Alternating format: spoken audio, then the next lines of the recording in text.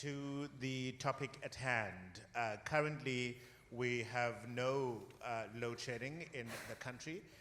If you are an ESCOM customer, your load shedding is going to kick in at 4 o'clock this afternoon at stage 1.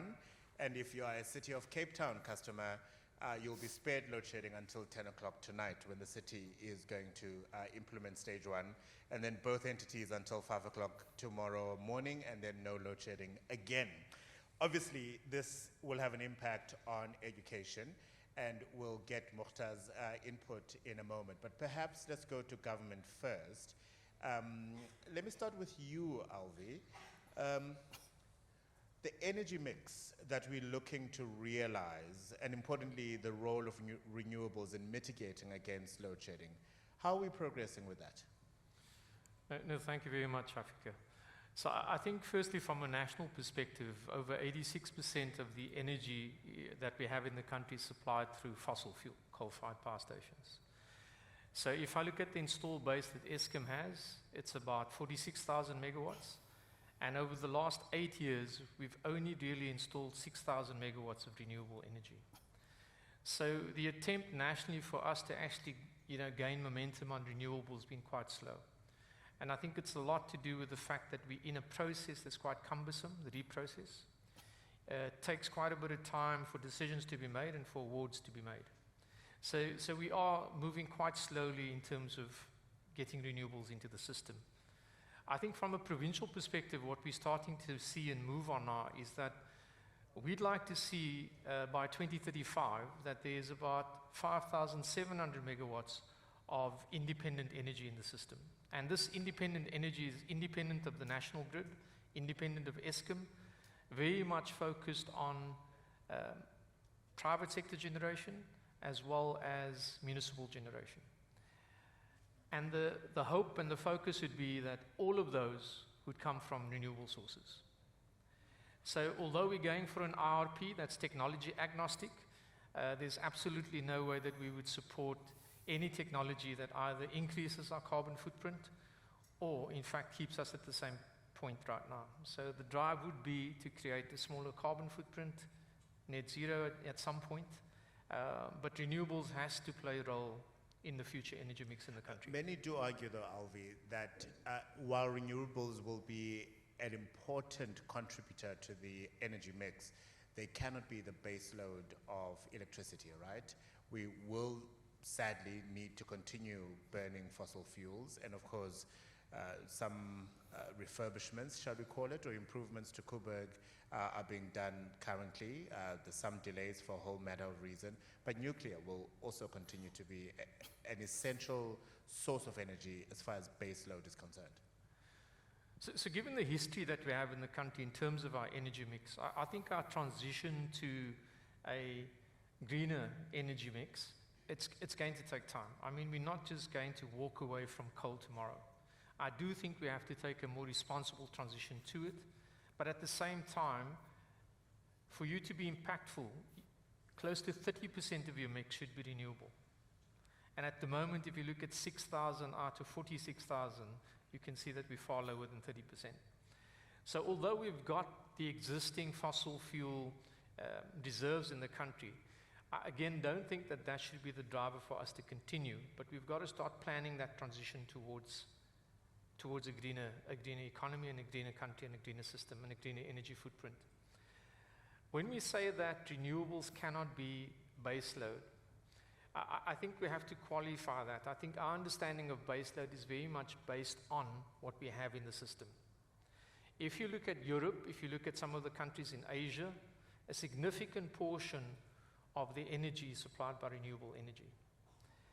Some of it, and I want to also again qualify, they say clean energy, it's not all renewable energy, clean energy as well, so nuclear does play a part. So I think we need to start making that shift quite quickly in the country. It takes years for us to implement change in the energy system. So if you make a decision today, and it's an easy decision like solar, 14 months later you'll have solar in place. If you're making a more complex decision, micronuclear, it's going to be in place in about 10 to 15 years. So you've got to start making these decisions now for you to see those megawatts enter into the system in the next decade or two. So we have to transition. Bash, I will open up with a question that is way above your pay grade Okay. and almost political in nature. We know that not only the city of Cape Town, but municipalities across the land rely heavily on the revenue you generate from selling on electricity, right? You buy it in bulk from Correct. Eskom, and then you sell it on to your customers at whatever premium. Cape Town was criticized for the percentage at which they were increasing it, but as I said, you're not the mayor, so therefore I will not expect you to comment on that. However, if we're going to realize a 30% renewable or clean energy mix, that might include certainly someone like me perhaps who has a house that I'm able to kit fully with solar power panels, that I'm then able, if I need to, sell it to my neighbor. That's the city of Cape Town losing revenue, isn't it? Correct, that is. I mean, whatever type of customer defecting from the grid results in us losing that revenue stream. And that is a chronic sort of problem. I can see it sort of spells out a bit of a death spiral for municipalities, in the sense that you want to encourage your consumers to reduce consumption, and you want them to sort of embrace SSEGs and other cleaner technologies, but you're losing revenue in the process. Some of the mitigation measures might be sort of changing the tariff structure to sort of reflect a more of a fixed cost component. You know, often the city is also criticized for having that component there in the first place, or having a fixed access fee. But there are fixed charges which are not energy or consumption related, that whether you have that service as a backup power supply in effect, it has to be maintained. The infrastructure to service that point still needs to be maintained whether you use it or not. But if I'm not using that electricity because it's sitting as backup, why am I paying you for the maintenance of that infrastructure? The fact is the infrastructure is available and is there. And I mean, whether it's theft or whether it's usage related or wear and tear related, the city still has to maintain that upkeep, and that revenue has to come from somewhere. You also have to bear in mind that electricity cross-subsidizes many other municipal functions. Correct, yeah. So what is the city doing in terms of its energy mix so that you discourage someone like me from having to come off basically your billing system? So the only way to do that would be to improve energy security, right? So that's a crisis that all municipalities in South Africa are facing. So what the city is doing is we're looking at procuring independent power producers, in line with what like Alwie was saying. When it comes to energy security, sometimes you do have to be a little bit technology agnostic. But what we've done is we got a kind of a three-pronged approach that we're looking at. We've gone with IPP round one, you would say, for embedded generation. So we're looking for about 200 megawatts of completely renewable power. And then we followed that with a dispatchable program, which is kind of novel. I don't think it's really a common practice in going with a PPA to the market, requesting generators to hold a certain capacity available exclusively for your dispatch. I mean, that you can really see the economics of that is quite challenging, but nevertheless we've gone to the market with requesting 500 megawatts of dispatchable power. That's still in the pipeline. We have yet to, the tender hasn't closed, so we don't have really data that I could share with if I had, but we don't have any at the moment. Yeah. But those are the two sort of procurement vehicles in terms of large scale, utility scale power purchase agreements, right? Getting power from independent power producers. But we also pursuing our own self-build. So we have like Atlantis PV, which is the contract. It's in the process of being awarded, and we also have a plan for at Paardevlei for like a 60 megawatt system with augmented with some level of storage, and we also have smaller systems for municipal buildings. It's part of our net zero carbon commitment that the city has made. That's one of the steps aside from energy efficiency. And other steps, maybe I can speak to that as well in greater detail, the energy efficiency side of things, because that obviously gets often gets understated as the less, sexy thing to do, but it's, in fact, in terms of from a finance point of view and from an energy point of view, the cleanest watt that can be produced is the one that's not produced. Yeah. Right? Yes. Just to be clear, what is the cleanest watt that can be produced? Just Aside so that what from I'm not thinking is the same as what you're thinking. Well, I mean, a clean being without emissions, Yeah. without using depleting resources. Yeah. I mean, if you want not my City of Cape Town opinion on what that is, Non-City of Cape Town not opinion. my City of Cape Town opinion, it's really difficult if you look from the cradle to grave, emission life cycle. If you look at PB, for example, and I don't want to be critical of this, as head of green energy, there's some forces that I have to contend with there. But if you look at it objectively, I mean, these panels are being manufactured where? Mostly in China. What's China's grid composition like? Mostly coal. So, I mean, there's of course a payback period, a carbon payback period. So you get a panel, you displace emissions produced here, and it pays itself off, right? But it wasn't always like that. And we have to acknowledge that if you look at, depending on the scope of emissions, where you kind of put that net, that encatchment area, it sort of, it may change your perspective on what technology would sit where, but not to sort of sidestep your question about the cleanest one. I'm just justifying why it's not going to be one of the traditional answers. Even wind, it's composite materials. There's no real market for repurposing those as yet. How do you repurpose or refurbish those things? They haven't met the end of life cycle yet, right? So that market hasn't developed yet. It's the same with battery storage, with lithium. You have to be critical of these things if you look at the whole life cycle. So that's why, justifying from my personal point of view, that nuclear is the cleanest watt of energy. that nuclear is the cleanest watt. Okay, And that's where we were going to, ladies and gentlemen. Not nuclear as it stands. Yeah. Right? Nuclear as a concept, nuclear as invest in it and improve the technology. Not, I'm not saying copy paste an old, old technology that's failed before, but improve on it, develop it. Maybe fusion might be in 30 years' time the best solution. Fusion and carbon capture might be our saving grace at the end of the day, because it looks like countries aren't meeting their goals. All right. Just to reiterate, this is the non-City of Cape Town Non-City of Cape Town from Bash. But let's bring it back here then, Mughtar, because you are the acting chief operating officer for the University of Cape Town. I imagine that you are a client of the City of Cape Town for electricity. And out of interest, how much electricity do you guys consume on average? The peak demand is about 12 megawatts, so it's quite a city. 12 megawatts. Okay, that's an excessive amount. If you're without it, because you're not excluded from load shedding, right? No. Why not? Okay. Thank you for that question.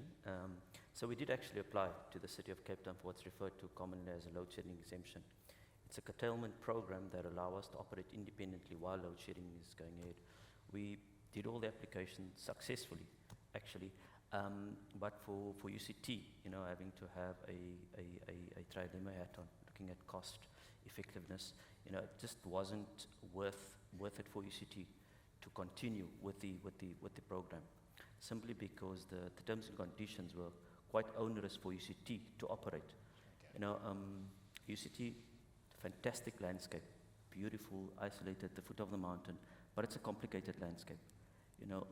For a lot of different reasons. It's up on a hill, the cell phone signals aren't great, and also we don't have a lot of space on that area. So, and we've got heritage constraints, etc. Taking all of that into account, and what we were required to do to achieve the load shedding exemption, it didn't make sense for us. So yeah, the city was happy to work with us, but too much. Fair enough. But then when you are load shed, you've got, it's called the trilemma of challenges: security, cost, sustainability. You want to speak a bit about those? Sure. So, it was interesting listening to how people prioritize different things. And for the institutions such as UCT, the academic program is of pivotal importance to us. Nothing else actually matters. If we don't have enough energy or power to to facilitate teaching and learning and research becomes a problem. The macro impact is economic output to South Africa, in fact, if we don't write exams. So our priorities is very differently focused. So in our world, redundancy was pivotal, first and foremost, to ensure the academic program goes ahead. So obviously we're cost constrained, so we had a multifaceted approach in terms of what are we actually going to do, what are we going to prioritize. So we looked at it and said, okay, we're going to start small with the immediate concern being, how do we get the academic program running? We started with inverters, in specialized locations. We started off with life security and safety systems. We needed to make sure that our staff, students were safe 24 hours all the time. Then we looked at our academic halls, our lecture theatres, etc., to make sure teaching and learning can actually take place. And finally, we looked at laboratories and things such as that. But with inverters comes challenges, It's been around a while now. Certainly when we get stage 6 as an example, to actually recharge it becomes a challenge. So technology started playing an important part. So that was the kind of... In fact, on that point, somebody, and I might get the figures wrong, if we didn't have to recharge those inverters, we'd be saved a stage of load shedding. Something like that. I mean, the figures might be wrong, but not UCT, Yeah. but the entire country, right? So if we didn't have to recharge the things that help us while there's load shedding, there would be so much more available electricity for production. That is correct. But this is the fun part of working at the university, in that the research is showing that as soon as we improve the technology in batteries, we might be able to mitigate that. And that is why, the economic output, as I referred to earlier, becomes pivotally important. We need to get those people researching and making sure we improve our technology for something such as an improvement on lithium-ion batteries, as an example. And please address Bash's issue of how you dispose of it once its end of life has been realized. Yeah, we have a full process for that. Okay, good. Continue. And then kind of, our ultimate aim is to reduce our maximum demand. So we kind of encourage people to work from home for energy security. Come into office when you need to, because every little bit kind of helps. Obviously, we looked at solar. Definitely, that's your first prize, because it's the sun energy.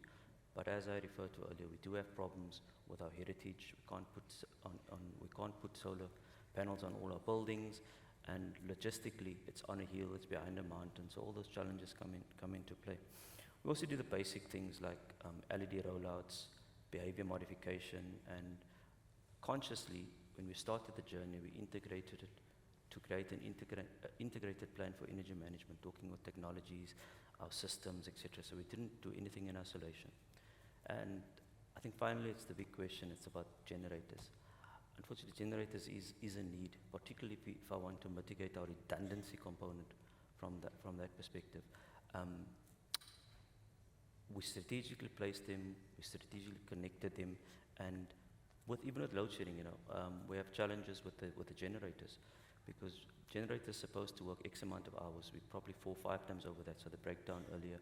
Parts become difficult, and also refueling. So noise maintenance becomes an issue as well. So that's the way in which we dealt with security. And from a sustainability perspective, UCT has publicly said that we're divesting from fossil fuels. And we've appointed a sustainability director whose pure focus is on ensuring that whatever planning we do ensures that we have sustainable power in the future. So we're looking at things like wheeling in energy, we're looking at things like waste to energy management and all of those things.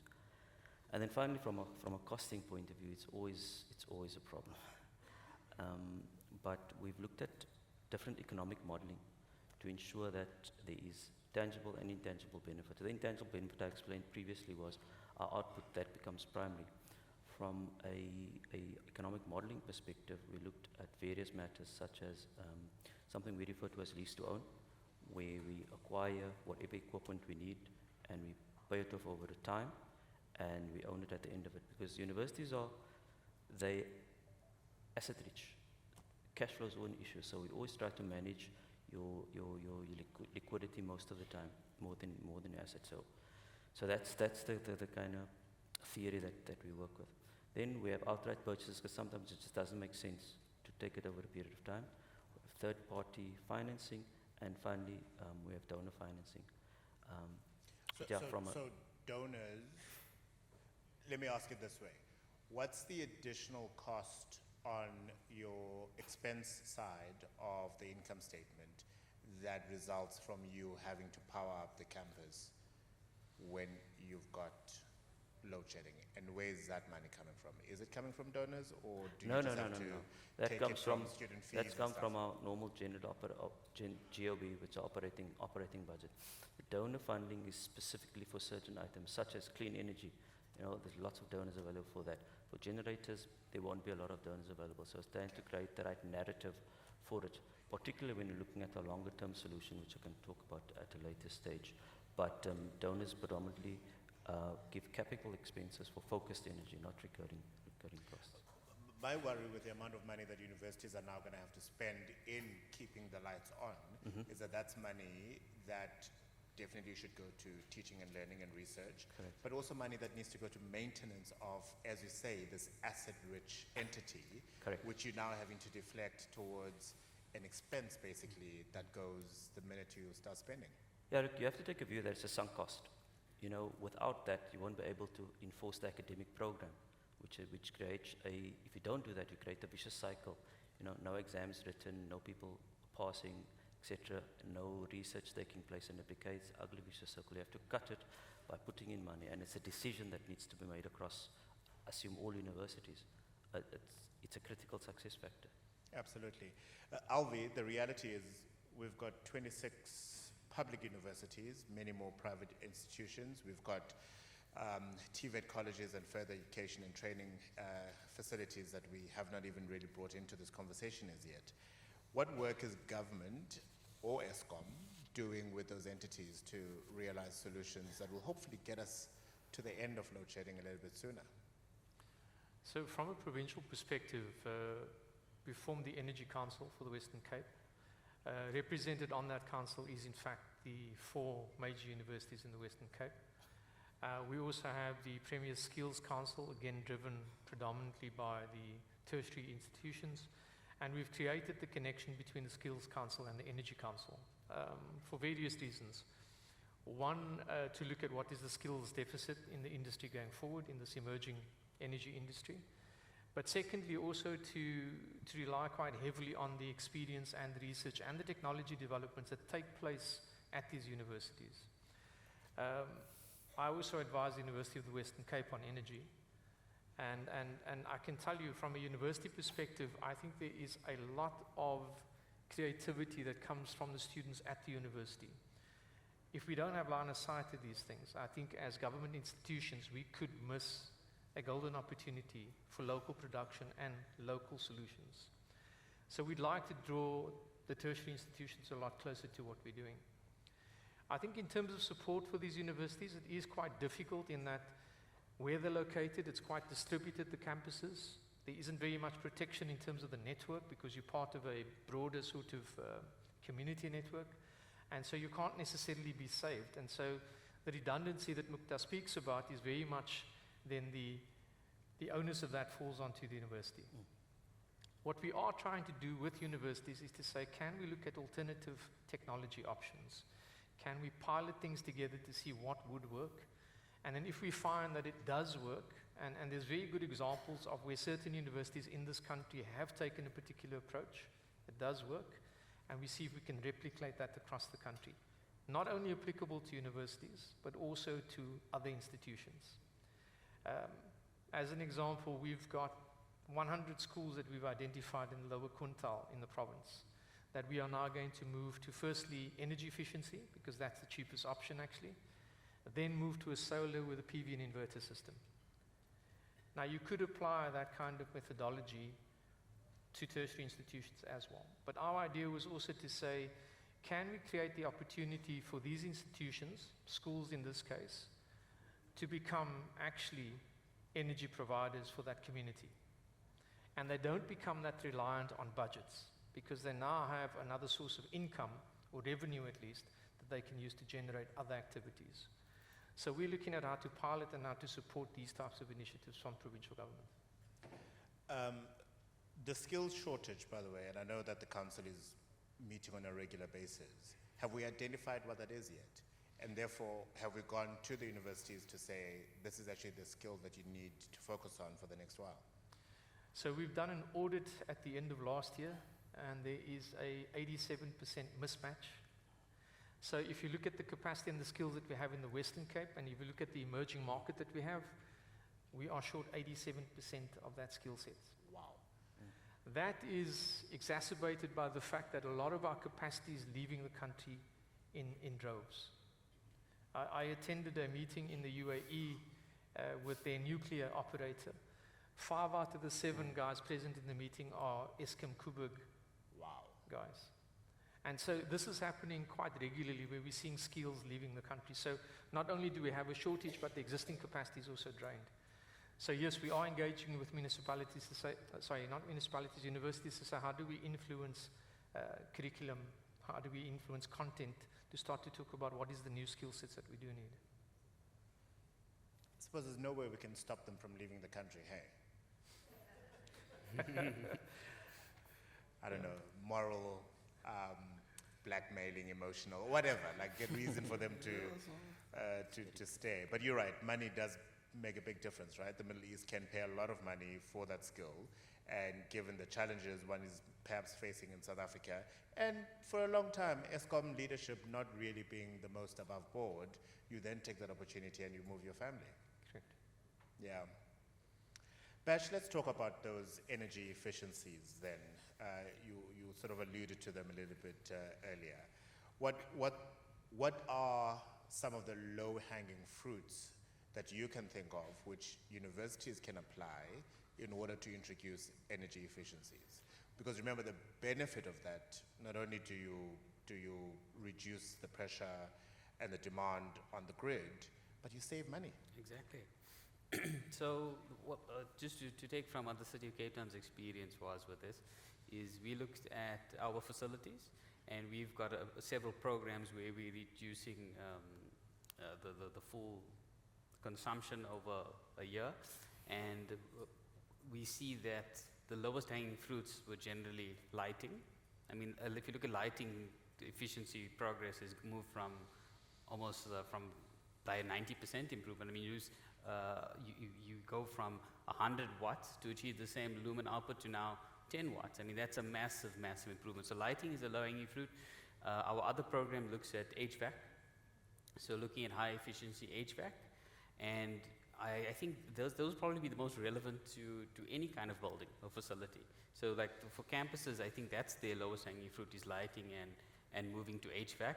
I would be strategic about it. I would look at making that part of your replacement regime as opposed to taking working assets out. Rather sweat those, and when they're due for replacement, use category A efficient or better equipment.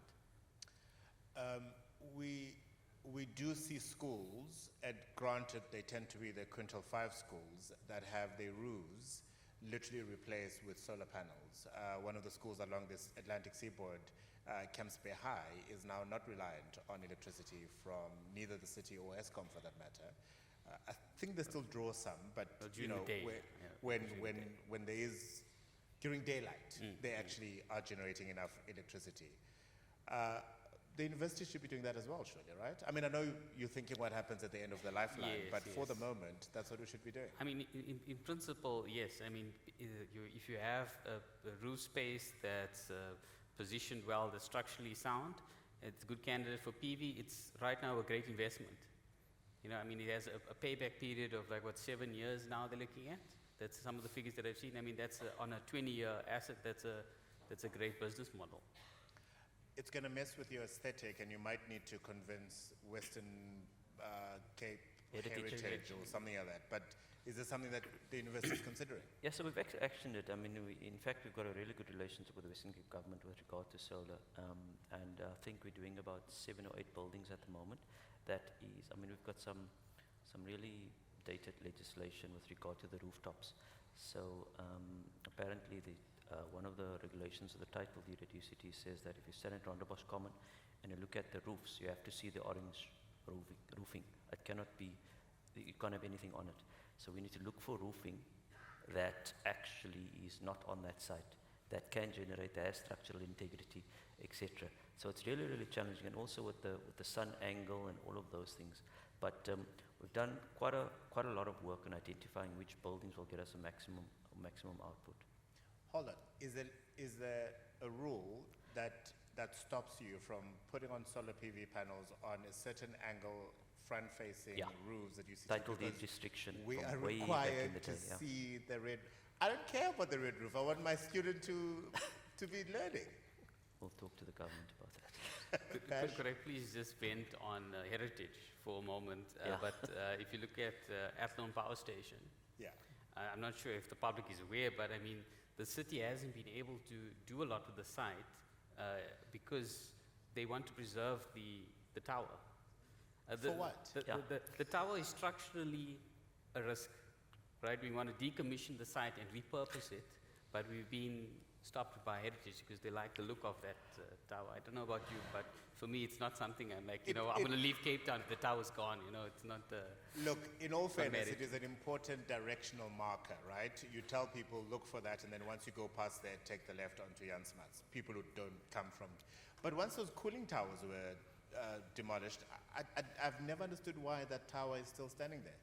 But yeah, the heritage is a thing. But there is there's some hope that the colors of the panels, there'll be some innovation with that. I've seen abroad they actually have this like sort of that like orangey kind of a panel, lower efficiency, but it looks the part. Yeah. Alwie, let me ask this. The Minister of Energy, Ramakgopa, was in Parliament yesterday giving an update on the Energy Action Plan. Out of interest, it was also the first committee that now fighter advocate Busisiwe Mkhwebane.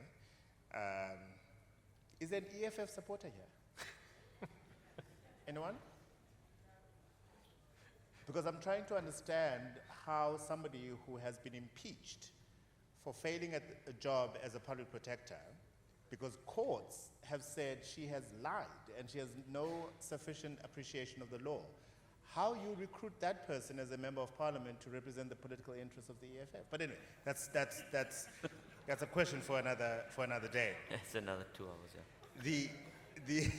The energy minister, though, said we are producing at an improved rate, which means, and I'm not sure whether, is it the energy availability factor that is improving at each of the units, or are we seeing Medupi and Kusilo units starting to come on board and therefore making available more electricity?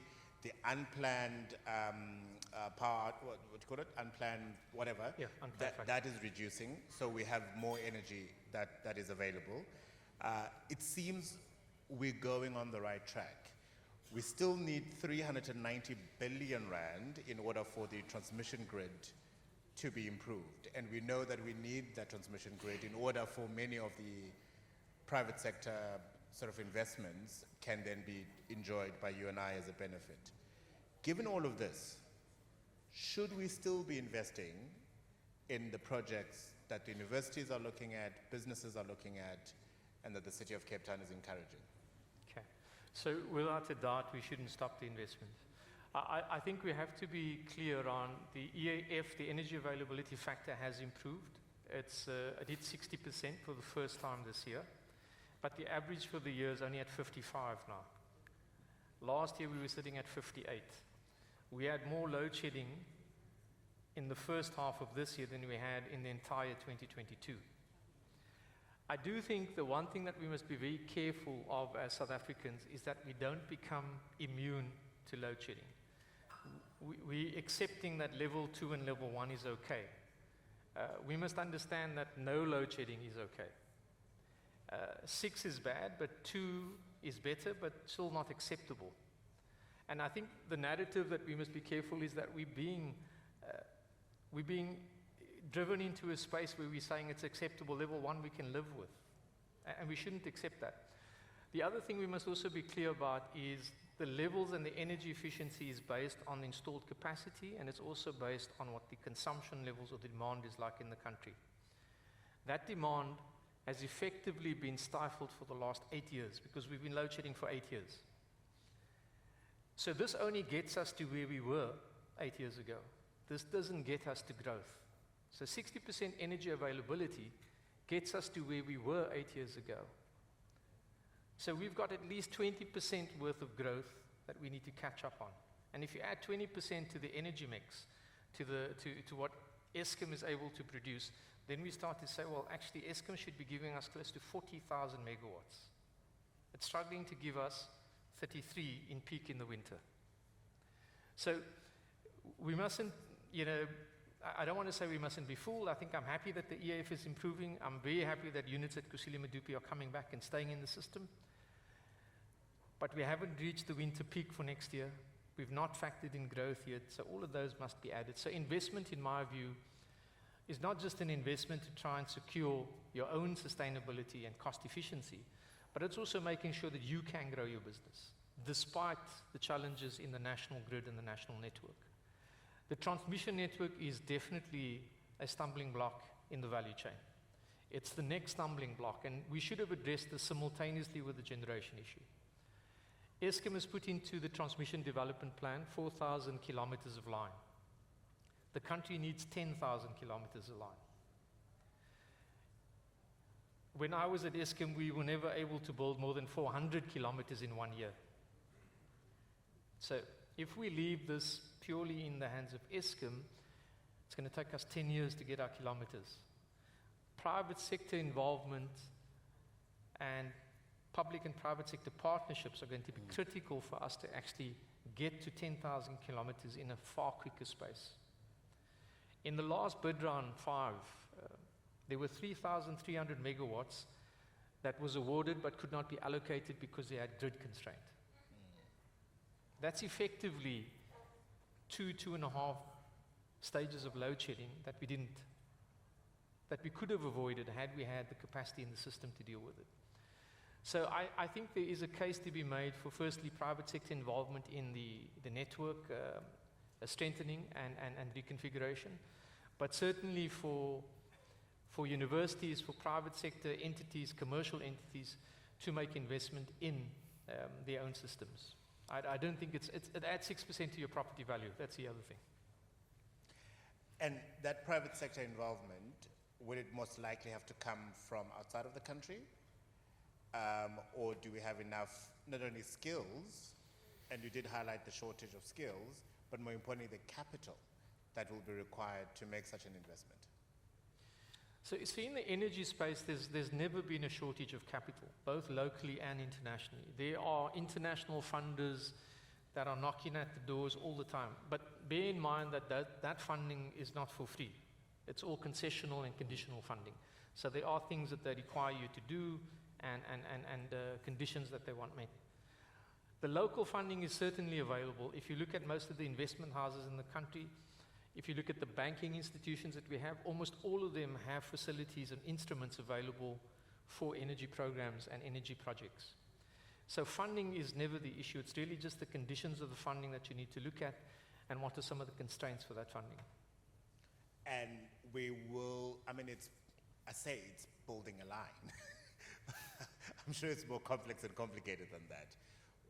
We would be able to, with relative ease, get the skills necessary to roll out that network. So if you took about a high voltage network, transmission network, in South Africa we have 3 companies that are able to do that. 2 of those companies don't work in South Africa, they work outside of South Africa. I think we are likely to enter the international market to get high voltage skills to help us with the build. All right. And hopefully we've learned from state capture and we will not be victims of the wrong decisions being made involving billions of rands that then, as we see in Medupi and Kusile, having to redesign and therefore wasting time and more money in that process.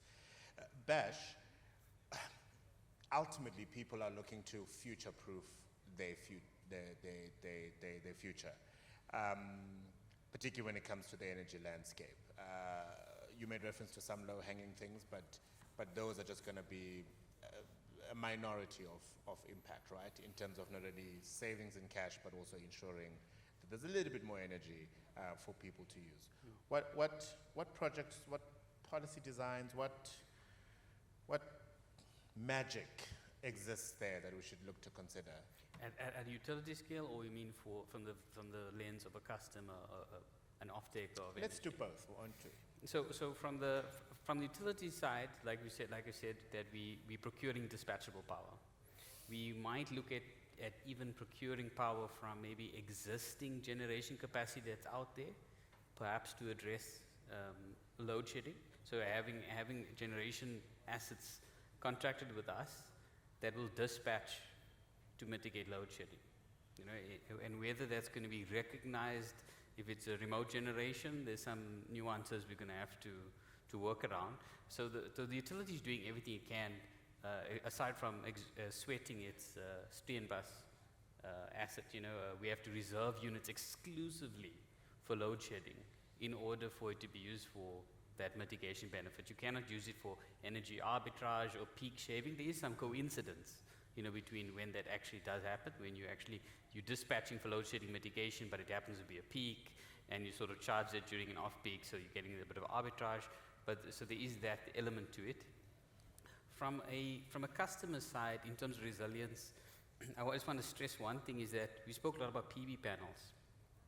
But if you have a PV system, grid-type PV system, it's 12 o'clock and it's 1 o'clock, it's a solar peak, and you have load shedding, you're going to get load shed. The PV system's not going to stay online by default. Most of the systems actually will disconnect from the grid. It needs the grid to synchronize with. It follows the grid. So when you lose the grid, the PV generation actually steps out. That's why you need storage. So storage provides that sort of, I'm looking for a layman's term for like ancillary reserve, but it's sort of that buffer, you know, that standby, that when you have a load peak or you have a production drop, that the battery steps in to fill the gap. Otherwise it's going to be tripping in and out. So to avoid that stability issue, you have to have some level of storage. So what the city's done is, what I've undertaken some of Green Cape to assist us with, is a study to determine what statistically, because it's a statistical thing, what's the statistical minimum amount of storage capacity you would need to augment with the PV system to ride through, say, 95% of power disruptions, or not load shedding, but in generation disruptions during certain hours of the day. So you're not going to, a PV system is going to give you generation during solar hours. To add storage that's going to cater for your whole evening load, you might have to oversize your PV system. There's a lot of over-specification and over-engineering when it comes to these things. That's why I see people are pushing products and they're trying to expand their sales. So just, you know, be cognizant of that there is an optimum level, and it won't necessarily be the same for summer and winter, and you're going to have to rather tolerate some load shedding, or you're not going to have complete immunity. It comes at a steep cost. So you have to be completely immune to load shedding is very expensive, and it might not be worth it in most cases. Many people often complain about the cost of battery storage, right? Yes.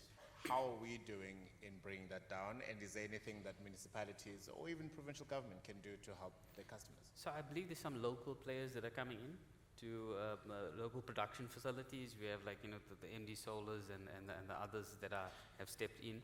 But as a city side, what we could do to sort of influence the pricing is through the market. So we're providing demand, there's supply, and then with that, the cost should sort of go down. There's not much we can do directly. There are other technologies such as maybe vanadium redox flow as being an alternative to lithium in terms of energy storage. So the city is looking at that for their own, and we might stimulate that market eventually, because we're the only ones that would have that demand for these large-scale systems. So those are some of the things, but it comes at a premium, that being an early adopter. Who should do that? Should the city do that? Who's going to pay for it? Is it going to be in the tariff? You know, so there's a lot of things we have to balance. No, fair enough. Mughtar, I fully appreciate that you find yourself in somewhat a position of privilege. UCT is one of the most well-resourced universities in the country, and you might argue against that. More importantly, you exist in a city of Cape Town that is able to mitigate against some of those load shedding and either delay, if not completely offset, when the load shedding actually comes into play. Certainly a provincial government that is sending out a lot of requests for ideas and solutions to this particular crisis. What advice could you give to your colleagues in the other universities in terms of what they need to start looking at to ensure that they mitigate against load shedding? Difficult question. I think each university across South Africa has its own personality, its own challenges, its own infrastructure. So I can give you in principle what UCT is thinking about. So from our perspective, we realize that every university, our university, it's its own ecosystem. We've got a little city that we need to run, and also we've got neighbors, we've got a lot of things going on in a small microcosm of basically South Africa. So we looked at it from three perspectives. We looked at it from a redundancy perspective to ensure business continuity. We looked at it from a clean and green perspective. And then most importantly, we looked at it from a load management perspective. Load management in my terms is purchasing the cheapest form of electricity at the right time. And we realized the only possible way they can probably do that is to essentially build a microgrid on campus.